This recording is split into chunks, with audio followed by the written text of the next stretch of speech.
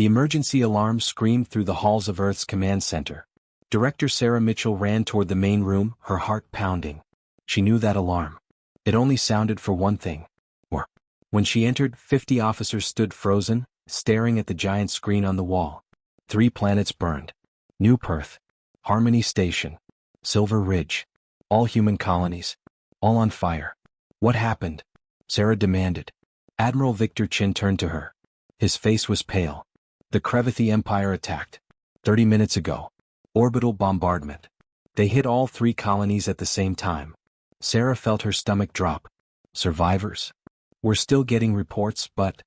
Victor's voice cracked. Early estimates say 15 million dead. Maybe more. 15 million. Sarah's legs felt weak. She grabbed the edge of a desk to steady herself. 15 million humans. Gone. In 30 minutes.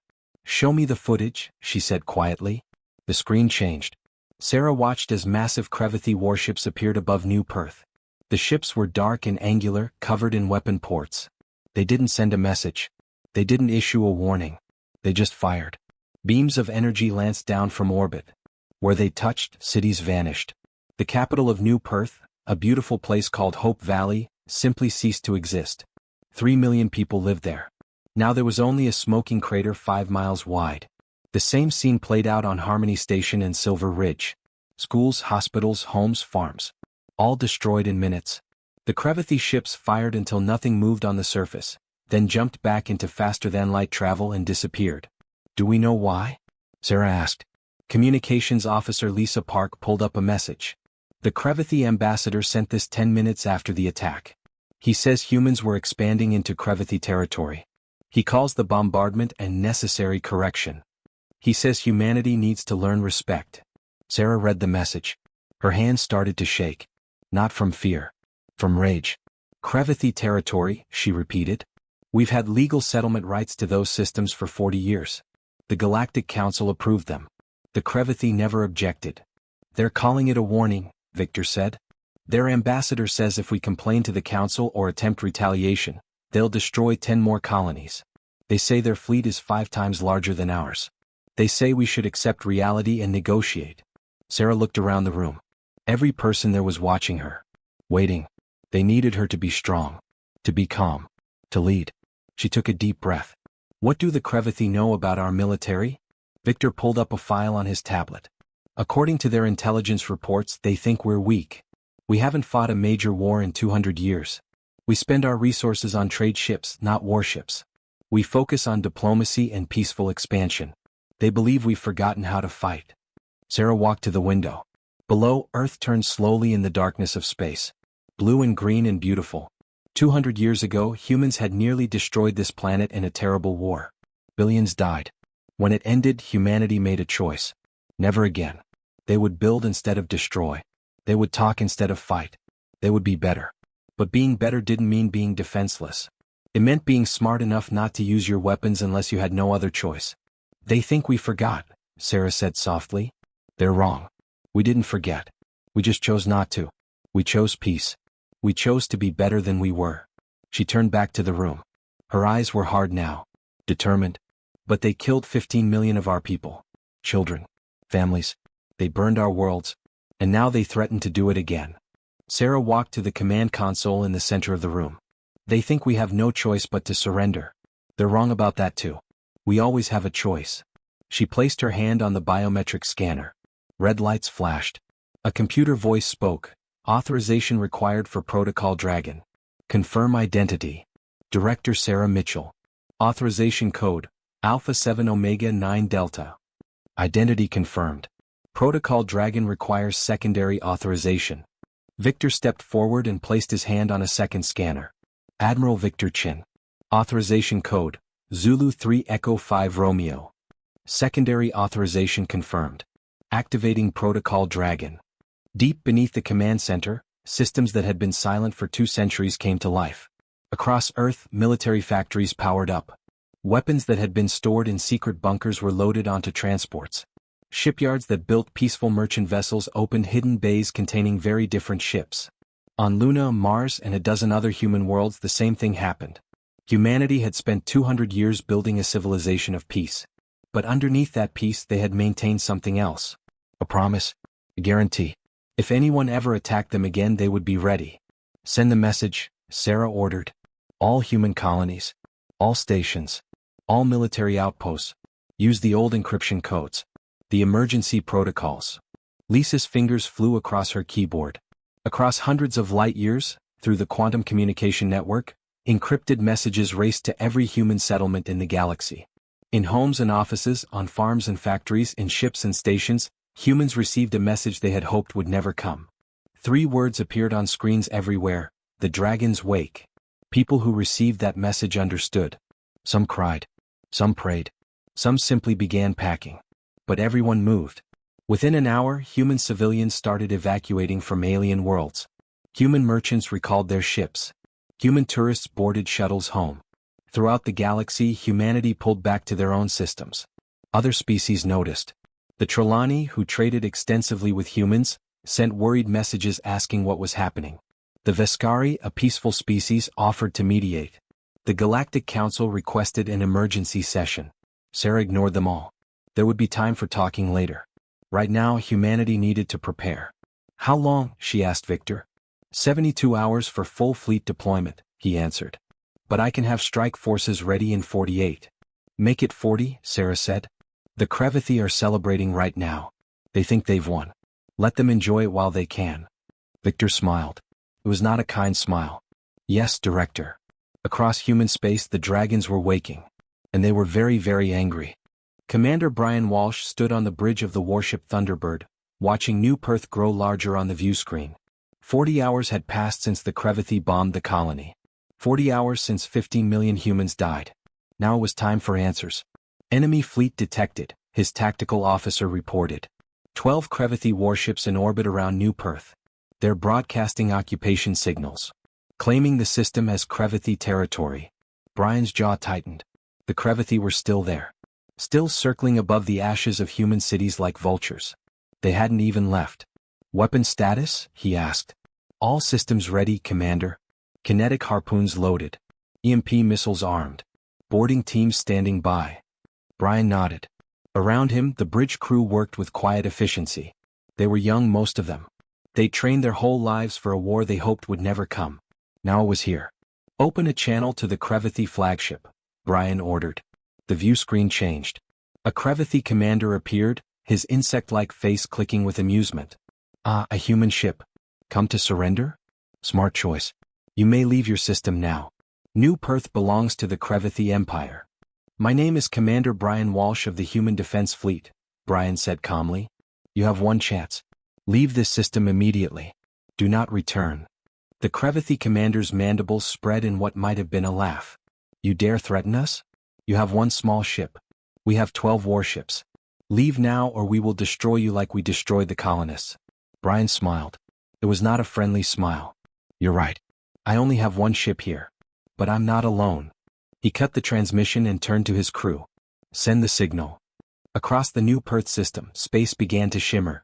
One by one, human warships dropped out of faster-than-light travel. Not one ship. Not 12. 30 human vessels materialized around the Crevathi fleet. Dreadnoughts. Carriers. Destroyers. Ships the Crevathi had never seen before. The Crevathi commander's face reappeared on Brian's screen. He wasn't laughing anymore. Where did these ships come from? Our intelligence said humans had no military fleet. Your intelligence was wrong, Brian said. Last chance. Leave. The Crevathi commander snarled. We outnumber you in total forces across the galaxy. You cannot win. All Crevathi ships open fire. 12 Crevathi warships unleashed their weapons. Energy beams and missiles streaked toward the human fleet. Brian watched calmly as his ship's shields absorbed the impacts. The Crevathi weapons were powerful, but humanity had spent 200 years developing better defenses. Return fire, Brian ordered. Show them what we've been building. The human fleet responded. But they didn't use energy weapons like the Crevathi expected. Instead, they fired kinetic harpoons. These were massive metal spears accelerated to incredible speeds. They punched through Crevathi shields like they weren't even there. The first Crevathi ship took 3 harpoons to its engine section. The ship shuddered, listed sideways, and went dark. Dead in space. Target their weapons and engines, Brian commanded. We're not here to murder. We're here to stop them. The battle was brutal and one-sided. Crevathi ships tried to maneuver, but human vessels were faster. The Crevathi fired their weapons, but human shields held. When Crevathi captains tried to ram human ships in desperation, EMP missiles shut down their systems completely. In 20 minutes, 8 Crevathi ships were disabled. The remaining 4 tried to retreat, but human destroyers cut off their escape routes. They were trapped. Crevathi flagship, this is your final warning, Brian broadcast. Power down your weapons and prepare to be boarded. Or be destroyed. For a long moment, nothing happened. Then, slowly, the Crevathi ships went dark. Their weapons powered down. They surrendered. Boarding teams go, Brian ordered.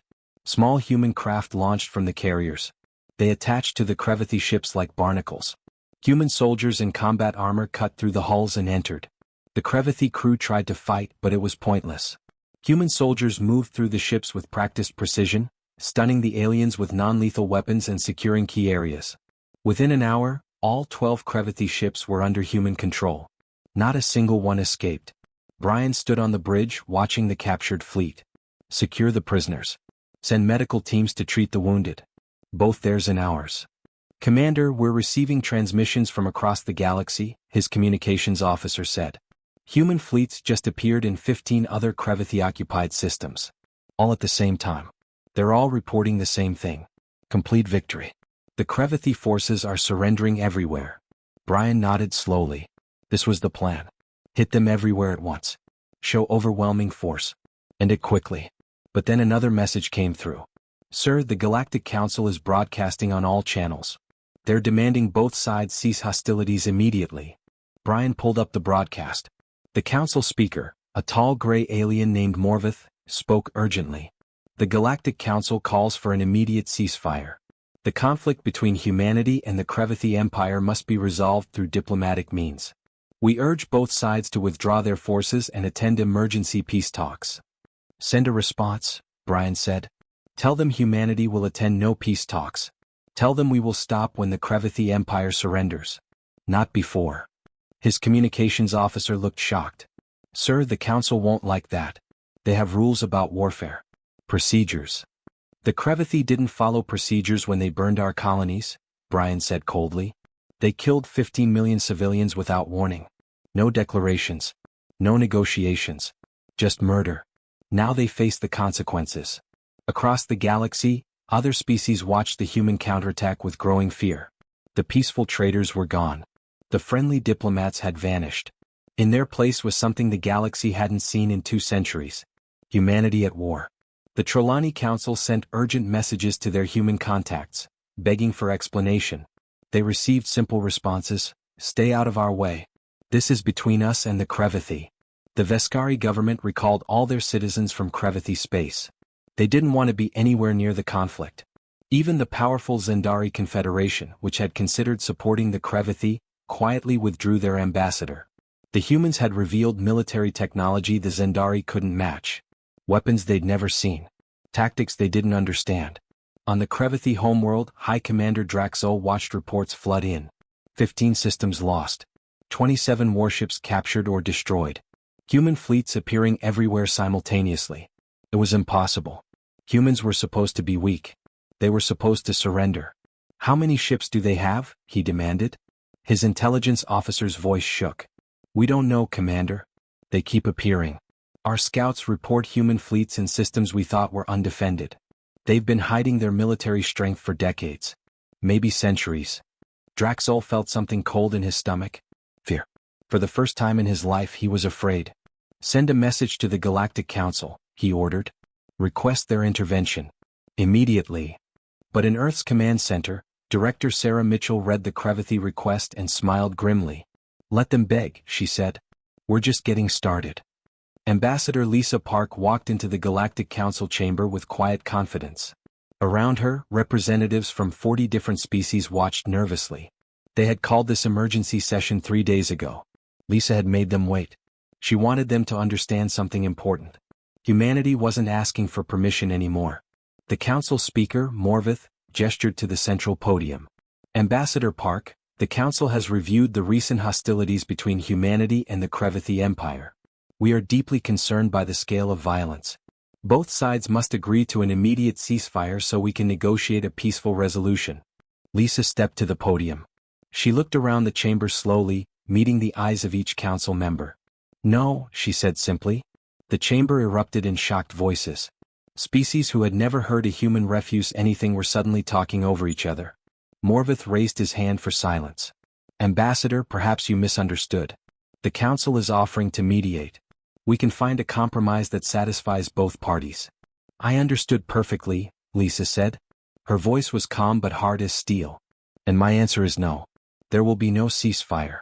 There will be no negotiation. There will be no compromise. The Crevathi ambassador, Draxel himself, rose from his seat. This is unacceptable. The council has authority over all member species. You must obey. Lisa turned to face him. Your empire murdered 15 million of my people. You burned our worlds. You killed our children. And now you hide behind the council, begging for protection. She paused. Where was the council when you attacked us? Where was this authority when you needed approval for orbital bombardment? Draxel's mandibles clicked angrily. That was a military action against legitimate targets. Your colonies were in disputed territory. There was no dispute, Lisa said coldly. The council approved our settlement rights 40 years ago. You never objected. You never filed a claim. You just decided to kill us and take what you wanted. So now you face the consequences. Morvith tried again. Ambassador Park, we understand your anger. But continued warfare will only lead to more death. What does humanity want? Lisa's answer was simple and final. Complete and unconditional Crevathi surrender. Disarmament of their military. War crime tribunals for everyone involved in the attack. Reparations for the families of the dead. And a guarantee this never happens again. Impossible. Draxel shouted. We are a sovereign empire. We will never surrender to humans. Then you will be destroyed, Lisa said quietly. System by system. Fleet by fleet. Until nothing remains but rubble and regret. Your choice. She left the chamber. Behind her, the council dissolved into chaos. Some species supported humanity's position. Others were terrified by human ruthlessness. But none of them tried to stop what happened next. Captain Ryan Foster commanded the human blockade fleet at Cravath Prime, the Empire's fortress world. 30 Crevathi warships orbited the planet, protecting their most important military base. Captain Ryan's orders were simple. Nothing gets in. Nothing gets out. Wait. Captain, the Crevathi are broadcasting again, his communications officer reported. They say they have enough supplies for 6 months.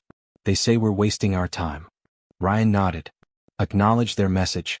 Tell them we have enough supplies for 6 years. We'll still be here when they're eating their boots.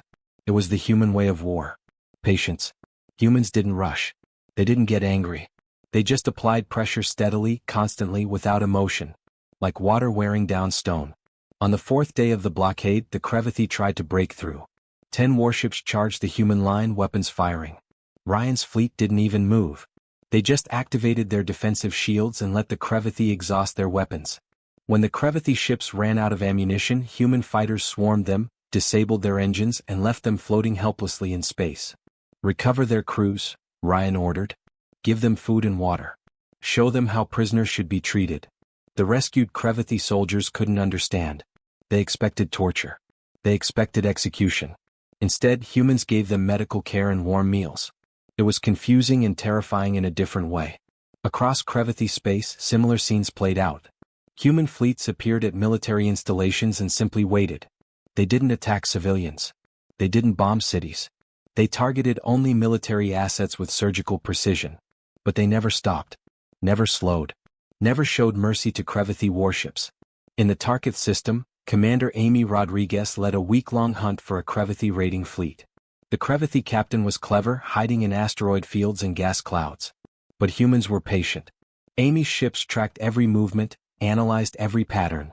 On the 8th day, they cornered the Crevathi fleet in a dead-end system with no escape routes. The Crevathi surrendered without firing a shot. They fought smart, Amy told her crew afterward. But we fought smarter. That's the difference. Other species in the galaxy watched with growing unease. The Trelawney ambassador sent a private message to his government. Humans are not angry. That's what frightens me. They're cold. Calculated. They treat warfare like mathematics. I think they could do this forever. The Veskari Council debated whether to offer humanitarian aid to the Crevathi. They decided against it. Getting involved might make humanity see them as enemies. Nobody wanted that. Even the powerful Zendari Confederation quietly withdrew their trade agreements with the Crevathi Empire. Their military analysts had studied the human tactics. The conclusion was simple and terrifying. If humanity fought the Zendari the same way, the Zendari would lose. On the Crevathi homeworld, High Commander Draxol watched his empire crumble. 15 systems lost in the first week. 30 systems by the end of the second week. His fleets were being destroyed or captured faster than he could count them.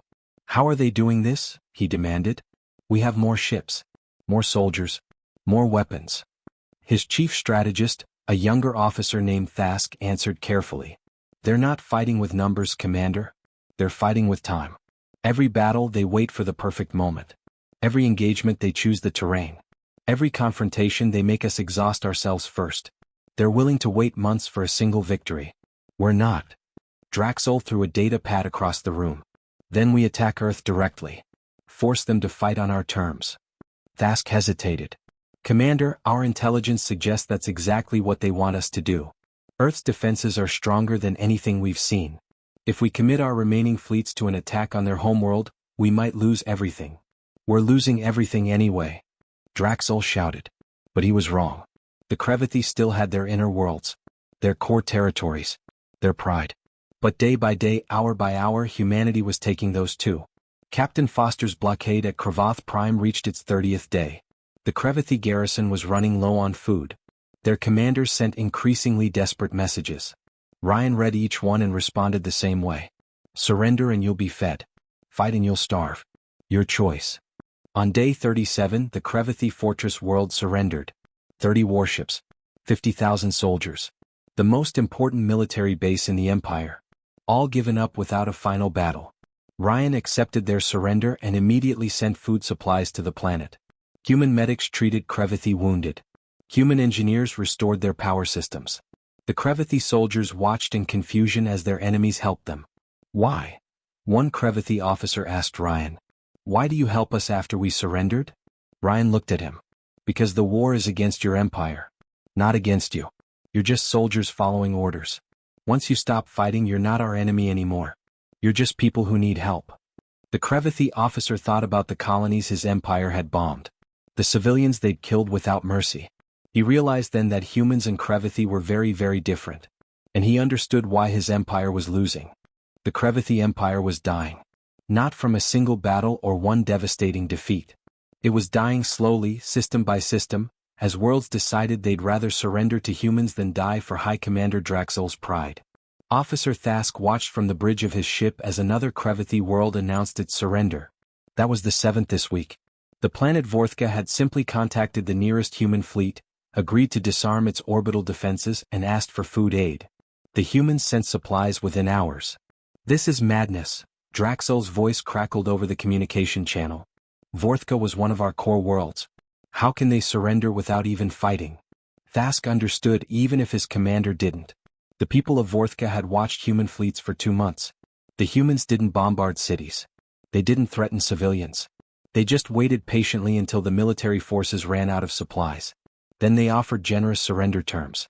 Why would anyone choose starvation over that? Commander, we've lost 60% of our territory, Thask reported. 43 systems have surrendered. Our fleet is down to less than 300 ships. We cannot win this war. Then we'll make them regret starting it. Draxol snarled. Assemble every remaining warship. Every fighter. Every battle station. We're going to attack Earth itself. Thask felt his blood go cold. Commander, that's suicide. Earth's defenses are unknown. We could be walking into a trap. I don't care. Draxol shouted. If we're going to fall, we'll take the human homeworld with us. Maybe then they'll agree to negotiate. 2 weeks later, the largest Crevathi fleet ever assembled approached the Sol system. 240 warships, carrying the last strength of an empire. Draxol commanded from the flagship. Thask commanded a cruiser in the second wave. Neither of them knew what waited ahead. Entering Sol system now, the navigator reported. The Crevathi fleet emerged from faster-than-light travel near Saturn. The gas giant filled their view screens, its beautiful rings glittering in the sunlight. For a moment, everyone on the bridge just stared. It was breathtaking. Then the trap closed. Admiral Victor Chen had been waiting for this exact moment. He'd known the Crevathi would eventually try a desperate strike at Earth. So he'd prepared. The rings of Saturn weren't just beautiful. They were full of human ships. All units, activate, Victor commanded. Throughout Saturn's rings, hidden among billions of ice chunks and rocks, human warships powered up. Stealth systems deactivated. Weapons came online. The Crevathi suddenly found themselves surrounded by over 300 human vessels. "It's a trap," someone shouted on Thask's bridge. The human fleet attacked from every direction at once. Ships hiding in the rings used the ice and rock as cover, popping out to fire kinetic harpoons before disappearing again. The Crevathi tried to return fire, but hitting a target behind millions of asteroids was nearly impossible. Draxel ordered his fleet forward. "Push through. Get to Earth." But the humans had thought of that too. As the Crevathi advanced, human ships used Saturn's gravity to slingshot around the planet at incredible speeds. They appeared behind the Crevathi formation, cutting off any retreat. "We're surrounded," Thask's tactical officer shouted. The battle turned into a slaughter. Crevathi ships tried to maneuver, but the rings made everything difficult. Their sensors couldn't track targets through all the debris. Their weapons kept hitting ice chunks instead of ships. Meanwhile, human forces moved through the rings like they'd practiced it 1,000 times. Which they had. Victor Chen watched from his command ship. "Target their engines and weapons. Disable, don't destroy." These are desperate soldiers, not war criminals. The human fleet followed his orders with precision. Crevathi ships were crippled one after another. Some tried to ram human vessels in final acts of defiance. EMP missiles shut them down before they could. Others attempted to retreat back to faster-than-light speeds. Human fighters disabled their jump drives. Thask's cruiser took 3 direct hits. The ship shuddered and went dark. Emergency power kicked in, but half his crew was wounded. His weapons were offline. His engines were dead. "Abandon ship," he ordered. "Get everyone to the escape pods." As Thask climbed into his own pod, he watched the battle through the small window. It was over. The mighty Crevathi fleet was scattered wreckage. Dozens of ships destroyed. Hundreds disabled. The human fleet circled the survivors like predators around wounded prey. Thask's pod drifted in the darkness for 3 hours before a human ship recovered it. He expected to be executed immediately. That's what the Crevathi would have done. Instead, the humans pulled him aboard and took him to a medical bay. A human doctor, a woman named Dr. Rachel Moore, examined his injuries. "You've got a broken arm and some internal bleeding. We'll fix you up." Thask stared at her in confusion. "What? I'm your enemy. I came here to destroy your world." Rachel looked at him while preparing a medical scanner. "You're a prisoner now. The war is over for you. We don't kill prisoners. That's the difference between us and your empire." She worked on his injuries while Thask watched in stunned silence. Around the medical bay, other Crevathi survivors received the same treatment. Human medics moved between beds, treating wounds, offering water, speaking in calm voices. "Your fleet is destroyed," Rachel said as she set his broken arm. "Almost no one escaped. I'm sorry, but that's the reality." "How many of us survived?" Thask asked quietly. "About 40,000 from what I've heard. You'll be taken to a prisoner facility on Mars. It's not comfortable, but you'll have food, water, and medical care. The war should be over soon. Then you can go home." Thask couldn't process it. His empire had killed 15 million humans without warning. They'd burned entire worlds. And now humans were treating him with basic decency. Feeding him. Healing him. Promising to send him home. "I don't understand you," he said. "We murdered your people. Why aren't you taking revenge?" Rachel finished with his arm and looked him in the eyes. "Because revenge doesn't bring back the dead. It just creates more death. We're fighting to stop your empire from hurting anyone else. But you're not the empire. You're just a soldier. Once you stop fighting, killing you serves no purpose." Later, Thask was transferred to the Mars facility with thousands of other Crevathi prisoners. The place was basic but clean. Guards watched them carefully but didn't abuse them. 3 meals a day. Medical care when needed. Even access to communication with families back home. One evening, Thask stood at a window looking at Earth in the distance. Another prisoner, a young Crevathi named Vec, joined him. "I heard Draxel is dead," Vec said quietly. "His flagship was destroyed. The human admiral offered him a chance to surrender. He refused and tried to ram their command ship. They had no choice." Thask nodded. It was a fitting end for Draxel. stupid and proud until the very end. What happens to us now? Beck asked. We wait, Thask said. The humans will finish dismantling our military. Then maybe there will be peace talks. Maybe we go home. Maybe we stay here forever. I don't know. Do you think they'll execute us eventually? Thask thought about Dr. Moore. About the guards who treated them firmly but fairly. About the food and medicine and basic respect. No, he said finally. I don't think they will. That's not who they are. On Earth, Director Sarah Mitchell received Admiral Victor Chen's report. The Battle of Saturn's Rings was over. The Crevathi fleet was destroyed. Earth was safe. How many casualties on our side? She asked. 47 dead. 230 wounded. Considering we faced 240 enemy warships, it could have been much worse. Sarah nodded slowly. Every death hurt. But they protected Earth. They'd stopped the Crevathi. Now it was time to end this war permanently. Contact the Crevathi government, she said. Tell them their fleet is gone. Tell them their empire is finished. Tell them it's time to surrender. Across the galaxy the message went out. The dragons had won. 8 months after the first bombardment the war ended. Not with a final battle but with a signature on a document. The Crevathi Empire surrendered completely and unconditionally. High Commander Draxel was dead. The Crevathi fleet was destroyed. Their government had collapsed. What remained was a broken empire begging for mercy. Director Sarah Mitchell sat across from the new Crevathi leader, Premier Voketh, in a simple conference room on the neutral station Kepler 7. Around them, representatives from the Galactic Council watched nervously. Everyone wanted to see what humanity would demand. These are our terms, Sarah said, sliding a data pad across the table.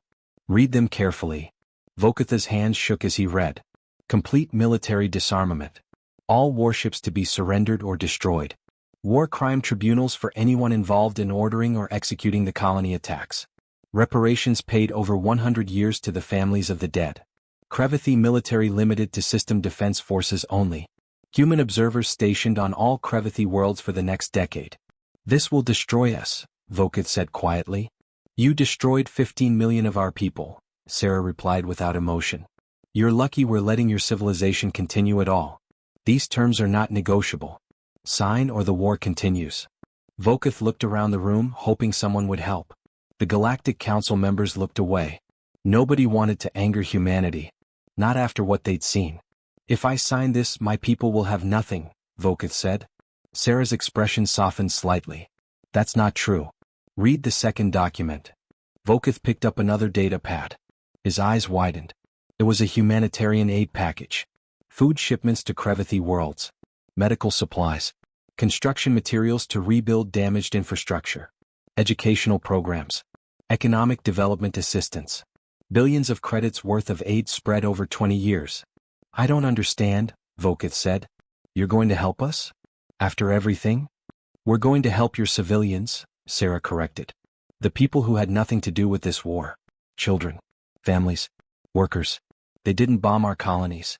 They're just trying to survive. We won't punish them for their government's crimes. Voketh stared at the documents. On one hand, his empire would be dismantled. On the other, his people would be fed. It was harsh but fair. More fair than the Crevathi would have been if they'd won. He signed both documents. The Galactic Council erupted in shocked conversation. Ambassador Lisa Park stood and addressed the chamber. The war is over. Justice will be served. And now we rebuild. Over the following months, human ships arrived at Crevathi worlds carrying food and medicine instead of weapons. Human engineers helped repair power stations damaged in the fighting. Human doctors treated Crevathi civilians injured during the war. It was strange for everyone involved.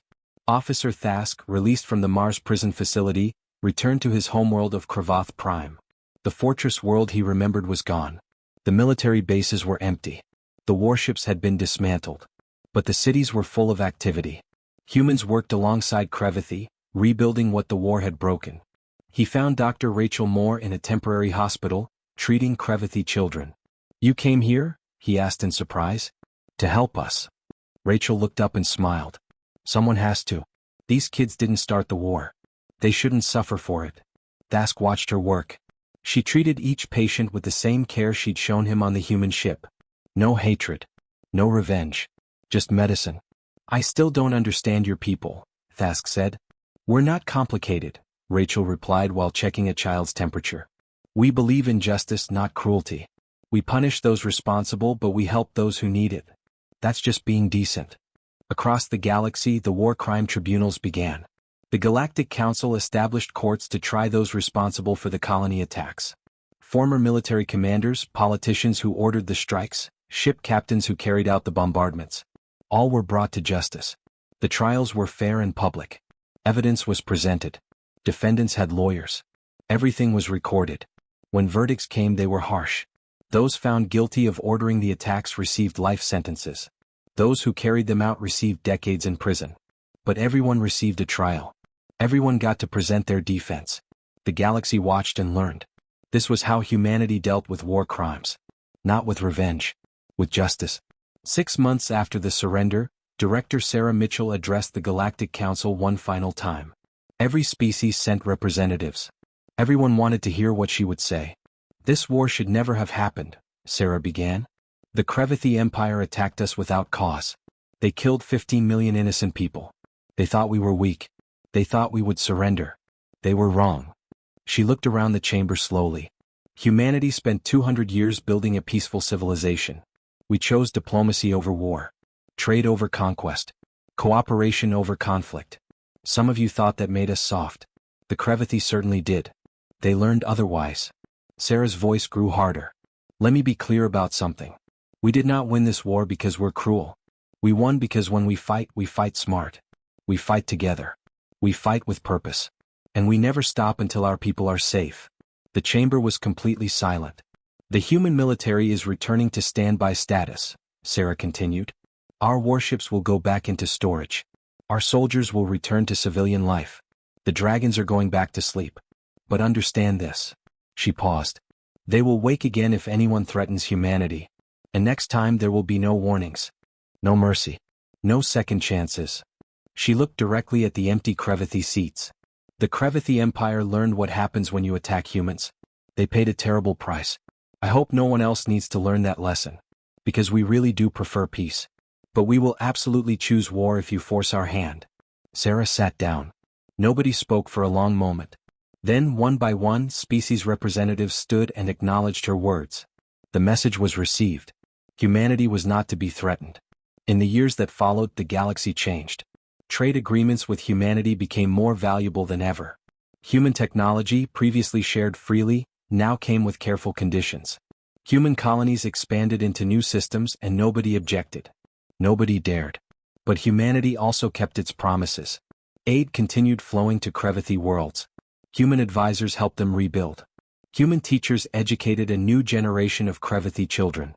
Slowly, carefully, the former enemies became something else. Not friends exactly. But not enemies anymore either. Thask eventually became a teacher himself, educating young Crevathi about the war.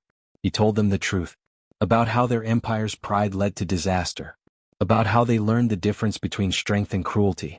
About how humans could have destroyed them completely but chose mercy instead. Remember this, he told his students. Humans are kind. They're generous. They prefer peace. But they are also the most dangerous species in the galaxy when threatened. That's not a contradiction. That's wisdom. They know when to be gentle and when to be hard. We should learn from that. One student raised her hand. Teacher Thask, are humans still dangerous now that the war is over? Thask thought about Dr. Moore. About Admiral Chin. About Director Mitchell. Yes, he said honestly. They're still dangerous. But only if you make them be. Treat them with respect. Honor your agreements. Never threaten their families. Do that and they're the best friends you could have. On Earth, Sarah Mitchell stood in her office, looking at the same view she'd seen the day the war started. The planet turned peacefully below. Cities glowed with light. Ships came and went carrying trade goods instead of weapons. Everything looked the same as before. But it wasn't the same. The galaxy knew the truth now. Humanity's peaceful nature was a choice, not a weakness. And choices could change. Admiral Victor Chin entered her office. The last warship just went into storage. The fleet is officially in standby status. Sarah nodded. Good. Let's hope they stay there. Do you think they will? Do you think we'll have real peace now? Sarah smiled slightly. For a while, yes. The Crevathi learned their lesson. Others watched and learned too. But eventually, someone will forget. Someone will test us again. Might be 10 years from now. Might be 100. But it will happen. And when it does, the dragons will wake again, Sarah said simply. And we'll do what we always do. Protect our people. No matter the cost. She turned from the window. The war was over. The peace was won. And humanity would guard that peace as fiercely as they'd fought for it. Because that's what dragons do. They sleep. They wait. But they never forget how to breathe fire.